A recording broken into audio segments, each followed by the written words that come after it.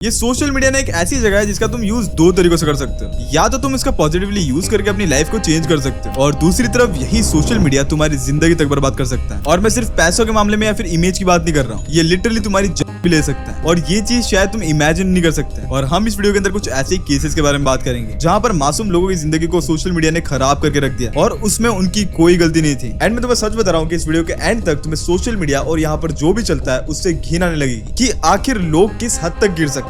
जिसमें से पहले है यू दीपक। 2026 में केरला से सोशल मीडिया पर एक वीडियो अपलोड हुआ था जहाँ पर होता क्या है, यू दीपक केरला की एक बस में ट्रैवल कर रहे थे और इसी जर्नी के दौरान एक औरत ने दीपक के मल्टीपल वीडियोस को रिकॉर्ड किया था और वो उन्हीं वीडियोस को अपने सोशल मीडिया प्लेटफॉर्म पर अपलोड कर देती है। ये एलिगेशन लगा कि दीपक ने उसे इनअप्रोप्रिएटली टच किया था और इसी के कारण वो वीडियो सिर्फ 2 दिन के अंदर 20 लाख से भी ज्यादा व्यूज क्रॉस कर जाता है। क्योंकि आजकल केसेस, हैरेसमेंट केसेस इतने ज्यादा बढ़ चुके हैं कि इंटरनेट पर लोग ऑलरेडी बहुत ज्यादा हाइपर हो रखे हैं। तो इसलिए लोगों ने सोशल मीडिया के ऊपर इन्वेस्टिगेशन शुरू होने से पहले ही दीपक को एक हैरेसर और एक सेक्सुअल ऑफेंडर डिक्लेयर कर दिया था। यहाँ तक कि उनकी आइडेंटिटी भी वायरल हो गई थी, जिस वजह से उनको इतना ज्यादा हेट मिला, इतनी ज्यादा उनकी ट्रोलिंग हुई इंटरनेट पर और इतना ह्यूमिलेशन फेस करने के बाद उन्होंने 2 दिन बाद अपनी ले ली। और यहाँ तक कि वो सिर्फ 42 साल के थे और एक सेल्स मैनेजर थे। दीपक की फैमिली का तो ये कहना था कि वायरल एलिगेशंस ने और लोगों की ट्रोलिंग की वजह से वो बहुत ज्यादा मेंटल स्ट्रेस में चले गए थे। यहाँ तक कि जब इन्वेस्टिगेशन भी हुई तो पता लगा कि सीसीटीवी फुटेज में कोई क्लियर हैरेसमेंट नजर नहीं आ रही थी। और जब ड्राइवर और कंडक्टर से पूछा गया तो उन्होंने ये बोला कि उन्होंने ऐसा कोई इंसिडेंट नोटिस नहीं किया। और ऊपर से उस औरत ने उस टाइम पर कोई पुलिस कंप्लेंट भी फाइल नहीं की थी। दीपक की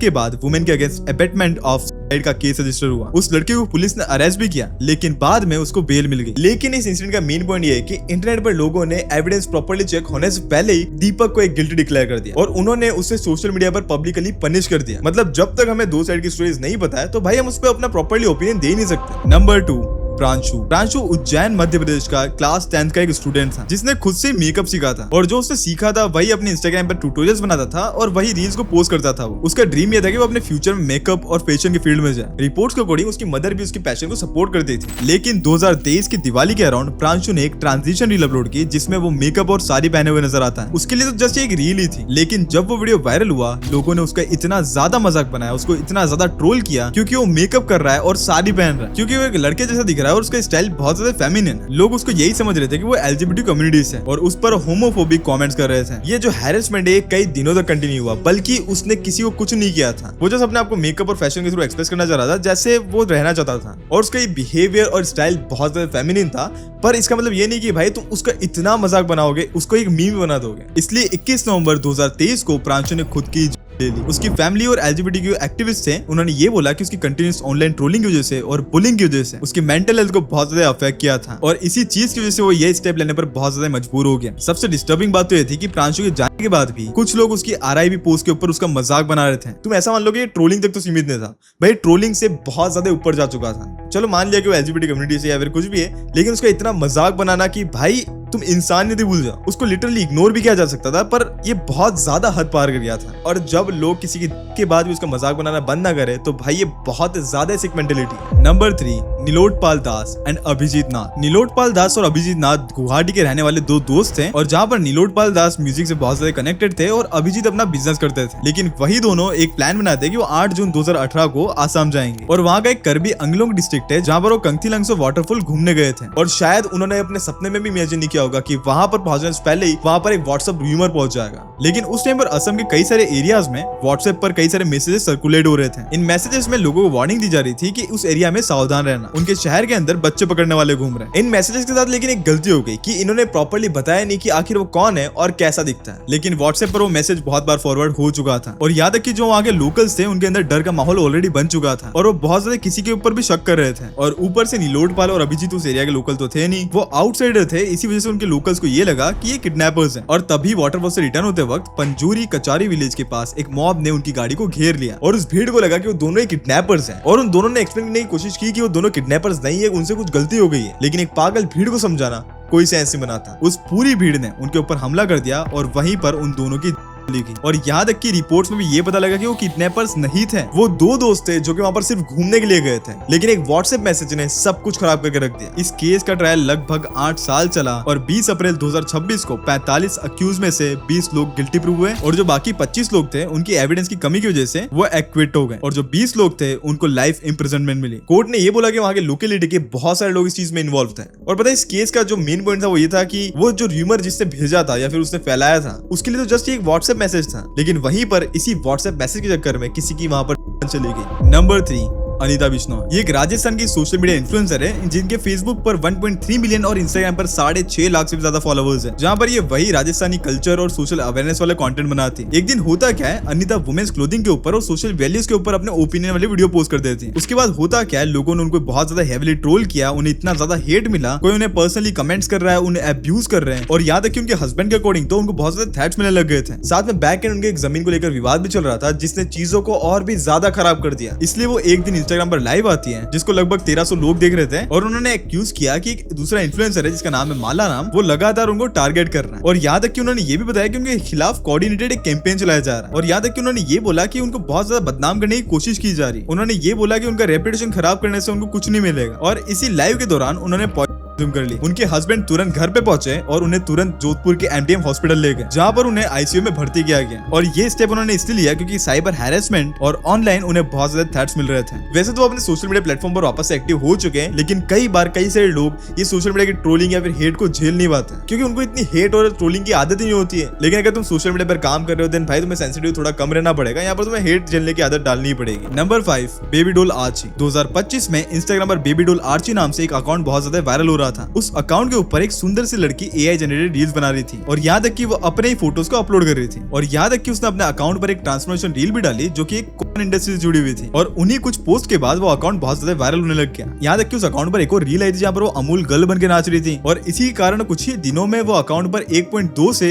1.4 मिलियन से भी ज्यादा फॉलोअर्स हो गए। सब लोग उसको असली समझ रहे थे कि ऐसे में इन्फ्लुएंसर है जो कि इंडस्ट्री की एक सेलिब्रिटी है। लेकिन पुलिस की इन्वेस्टिगेशन के अकॉर्डिंग जो बेबी डॉल आर्ची नाम से जो अकाउंट चल रहा था, इसमें जो सेलिब्रिटी है ये रियल में एग्जिस्ट नहीं करती। लेकिन यहाँ पर एक ट्विस्ट था कि जिसका यहाँ पर फेस यूज किया जा रहा है वो वुमेन रियल में एग्जिस्ट करती है। किसी ने जानबूझ करके उसके आइडेंटिटी को उठाया और उसको वहां पर ऐसा प्रेजेंट किया। यहाँ तक कि इन्वेस्टिगेशन में ये भी पता लगा कि किसी ने वहां पर उसके फोटोग्राफ्स को यूज किया और उसको डीप फेक बना करके कुछ ऐसी वीडियोस बना रहा था। वो एआई से उसके मल्टीपल फेक फोटोग्राफ्स बनाए और उसको एआई से इतना गंदे तरीके से जनरेट किया गया था। वो पूरा फेस एक रियल वुमेन से इंस्पायर्ड था, उसकी बॉडी तक, उसके सिचुएशन, उसके कपड़े, यहाँ तक इसकी जो लोकेशंस थी वो सारी की सारी चीजें एक झूठ था, जहाँ पर पीठ पीछे एक असली औरत की आइडेंटिटी को बर्बाद किया जा रहा था। उसके ऊपर रेगुलर रील्स आ रही है, वो पेज कुछ ऐसे चल रहा है कि कोई असली इंसान ही चला रहा उसे। यहाँ तक कि बाद में ये भी पता लगा कि जो एक्यूज था वो विक्टिम को पर्सनली जानता था। उसके ऊपर एलिगेशन ये थे कि वो फेक कंटेंट इसलिए बना रहा है क्योंकि उसको उस लड़की से बदला लेना था। लेकिन जब ये प्रोफाइल पॉपुलर हो गई तो उससे पैसा आने लगा और इसलिए उसने उस पेज को पैसे की मशीन ही बना दी। उसने वही वो सब्सक्रिप्शन वाली स्कीम स्टार्ट कर दी जिससे उसको पैसा मिल रहा था। यहाँ तक कि उस एक्यूज ने अप्रोक्सीमेटली 10 लाख रुपए से भी ज्यादा बना दिए थे। यानी किसी इनोसेंट लड़की की एक स्टोलन आइडेंटिटी को यूज करके उसको ह्यूमिलेट किया जा रहा था और उससे प्रॉफिट कमाया जा रहा था। वो तो बाद में लोगों को पता लगा कि भाई ये तो एआई जनरेटेड वीडियोस है। यहाँ तक कि जो विक्टिम थी उसकी फैमिली ने भी एक कंप्लेंट फाइल की और वहां पर उसकी इन्वेस्टिगेशन शुरू हुई। जब पुलिस ने आईपी वगैरह ट्रैक की और कई सारी चीजें निकाली तो 12 जुलाई 2025 को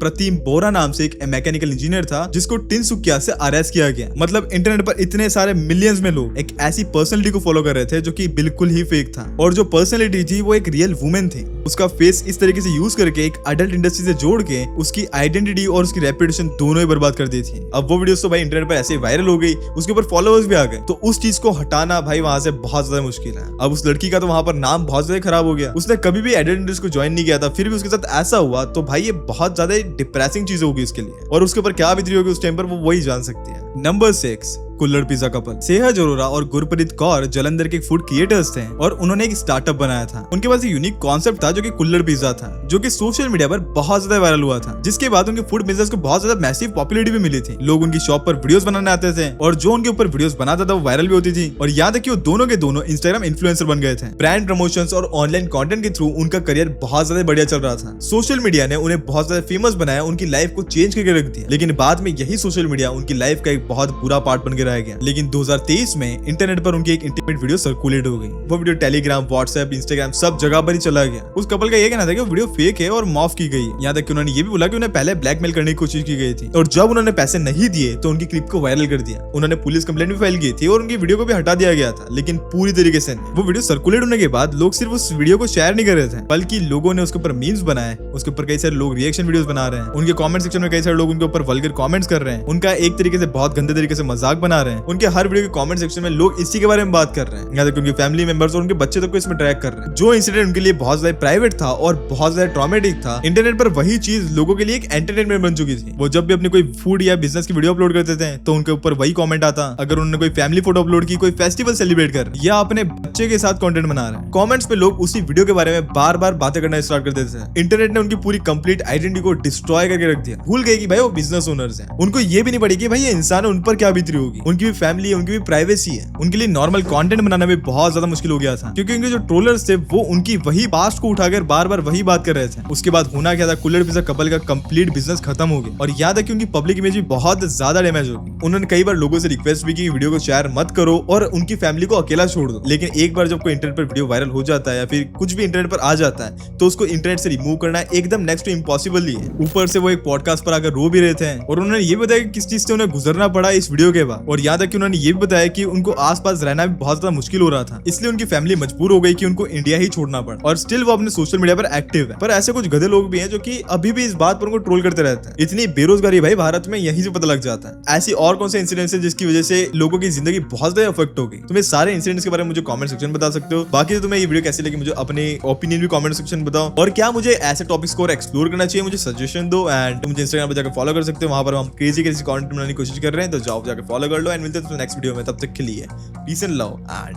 बाय बाय।